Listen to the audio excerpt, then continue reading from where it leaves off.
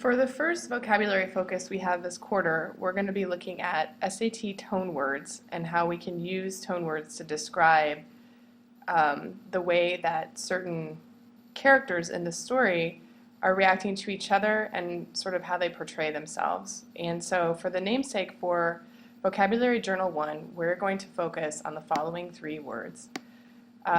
We are going to focus on solemn, earnest, and sincere. And for the quarter, we will be focusing on three different characters. The first character will be Ashima, the second character will be Gogol, and the third character will be the father, Ashok.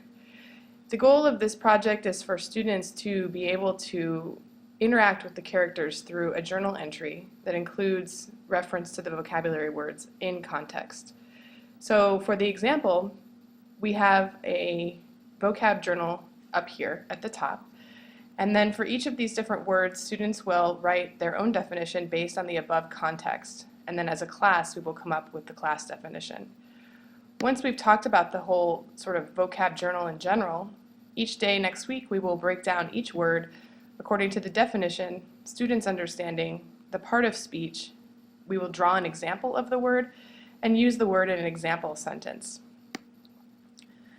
For the first vocab journal, the following was written. One of the hardest changes a person can make is to move away from home. They say that moving is on the same level as losing a family member to death, or maybe even divorce, but I don't know. To be the new kid at school, to have people look at you with strange expressions, to be ignored, and to be invisible. These can be pretty tough times too. When I first began reading The Namesake, I felt really bad for Ashima, because I have moved and I know exactly how she felt when she stood alone in her kitchen with a solemn face, preparing meals from the homeland. She missed India, and worse, she missed her family. I think she was really earnest in trying to be cool about the move so she could support Ashok. But the reality is, it was super difficult for her. You could tell when she missed her parents, when she was pregnant, and also when she spent so much time alone. No one likes to be alone that much. Ashima seems very sincere in her love for Ashok. Some people have argued that she did not love him that much because it was an arranged marriage, and who can love someone their parents pick out for them? But when she puts his shoes on, I felt like she was romantically longing for him, even before they met, kind of like soulmates. Even though I cannot relate to being married, I can relate to feeling alone and strange and lost in a new place. We moved a lot when I was young, too, so I wonder, are all moves really worth it? Even if they are for a better life or a better job, or your parents make you do it for your future, moving can change a person and make them feel different forever.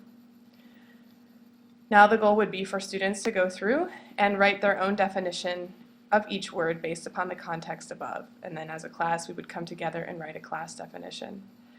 Additional support for these words as we go through the different week will be a SAT tone word vocab PowerPoint in which we will use the words in a sentence using imagery as context. For example, solemn.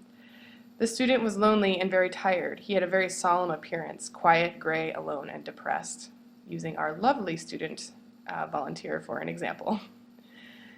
The second word, earnest. John was very academic. He had a very earnest approach to his studies, as he was very honest and pure about wanting good grades. And the last word is sincere. John was very sorry for disrespecting his teacher. He gave a sincere apology to her because he really meant what he said. The goal for this quarter is for each of the words to be studied within context and that students will be able to focus on SAT tone word vocabulary that will help them prepare for the SAT down the road. Thank you.